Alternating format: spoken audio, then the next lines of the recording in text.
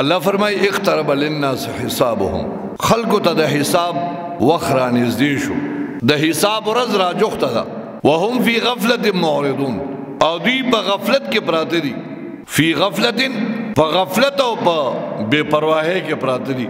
او معرضون د الله د حکمونو نه مخ ګرځونکي وي. د حساب ورځ را روانه ده، الله رب العزت وایي د حساب وخت را روان دی او دوی په غفلت کې پراته دي. نن تاسو ګورئ د ما عزتمندو، تمام دنیا لحاظ سره مسلمان دا پریشان دی. مسلمان وهل او ټکول خوري. تاسو نن د فلسطین حالاتو ته ګورئ، قسم په الله دی چې د چا په زړه کې لږم د مسلمان او د انسان سره همدردي وي او د په زړه کې لږم رحم وي، نو قسم دی دله به نه خوب خوند ورکي او نه به خوراک خوند ورکي. د فلسطین مسلمانان نن داسې امتحان کې گیر دي. ټول کافران یو ځای شوي دي او د فلسطین مسلمانانو باندې اور وریږي لګیا دی. مونږ ښه په سور کې پراته یو. زما قسم دی ما په خپل موبایل باندې دا سیس کتل بند کړي دي، برداشت کولی نشم. د باران څخه اوبه او ویسکي د ولږې د لاسه په سوونو ماشومان د ولږې نه مړه شو. داسې کارنامې او پکې وګورئ چې عقل به دې وخوځي. دخوا مسلمانان صرف تماشا کوي، صرف ګوري په میډیا باندې، صرف تماشې کوي. ودونو کې هماغه دمامي دي او هماغه حالات دي. حالانکه مخبر صادق جناب رسول الله صلی الله علیه وسلم فرمایلیو چې تمام مسلمانان که د دنیا په هغه سر دي او که د دنیا په دې سر دي. د تمام مسلمانانو مثال حضور علیه السلام فرمایي که جسد واحد، د یو بدن په مثال دي. د تمام دنیا مسلمانان دا په شان د یو بدن دي. ان اشتکا عینه اشتکا کله، کده د پسترګ باندې درد وي ټول بدن به بیا آرام وي، کده د پلاس او بخپه باندې درد وي ټول بدن به بیا آرام وي. که جسد واحد. نن زمونږه اسلامي حاکمان اینه بزدله جوړ شوي دي. د بې غیرته انتها ده چې موږ د دغه مسلمانانو سره هېڅ نشو کولی. ای د ولږې نه مري، ای د تندې نه مري، ای باندې د پاسه نه اور ورېږي. مونږه صرف تماشې کوو. بله ورځ مې یو ویډیو کته، یو زنانه ای باندې بم را پرېوته، د هغې په خېټه باندې ماشوم و او ماشوم د مور په خېټه کې په منډو شوی دی. مړه زما بچو، زما د بچو حالت زه داسې برداشت کولی شم چې زما بچي د ولږې نه مري، زما بچي دی د کافرانو په اور باندې سوځي. دا زمونږ د غفلت نتیجه ده. او رب کائنات وی زه نه ویم. الله فرمایي اقترب للناس حسابهم. اما د خدای په ذات قسمي دا مسلمانان به او د قیامت په ورځ باندې به د دوی لاسونه او زمونږ به ګریوانونه.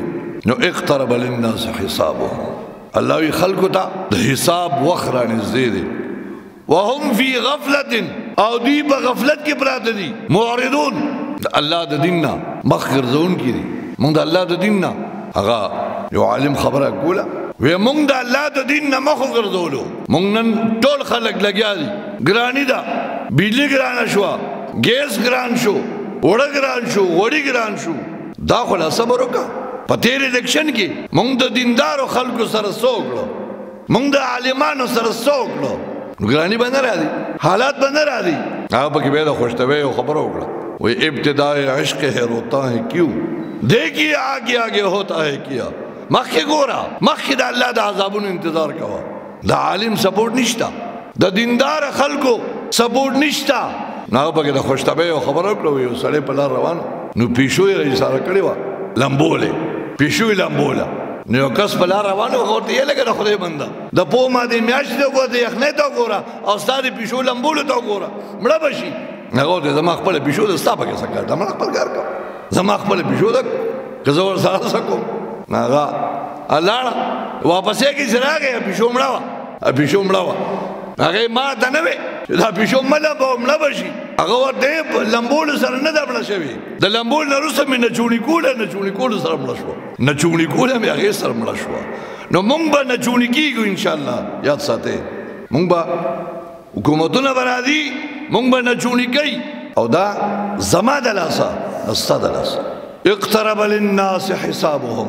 دا خبره یاد وساتئ زما عزتمندو، دا یقین ساته. دا آیات کله نازل شوی دی؟ 19 سپاره دا لومړی آیات دی.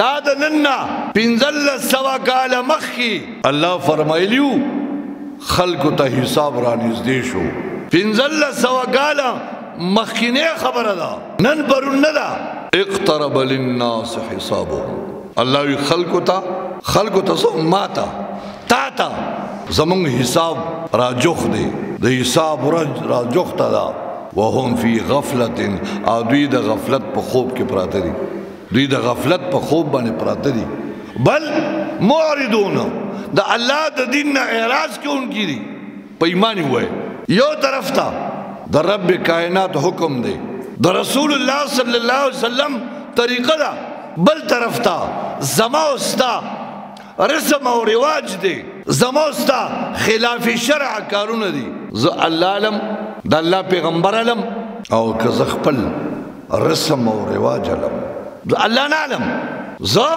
د الله رسول نه علم ز خپل رسم علم خپل رواج علم خپل طریقه علم نو الله وهم فی غفلت دی په غفلت کې پراته دي معرضون اعراض کوونکي دي بل آیت الله فرمای اقتربت الساعه وانشق القمر قیامت را نږدې شو سپوږمۍ اوچوده شق القمر د رسول الله صلی الله علیه وسلم معجزه وا معجزه هغه کار ته وای چې مخلوق دا غینه عاجز وي ایته معجزه وای او معجزه دا د الله د پیغمبر نه صادری د الله د پیغمبر نه چې خلاف عادت یو کار صادر شي هغه ته معجزه وای کافرانه پیغمبر علیه السلام ته وای چې ته د الله پیغمبر یې کته برشتہ پیغمبر نو دا سپوږمۍ په من نیمه کا سپوږمۍ په من نیمه کا نو موږ بتاو مونږ چې ته د الله پیغمبر دا سپوږمۍ نیمه کا نیمه دلته پاتې شي نیمه دراشي ستا په گریوان کې دن نشي او ستا د لسونه دی وزي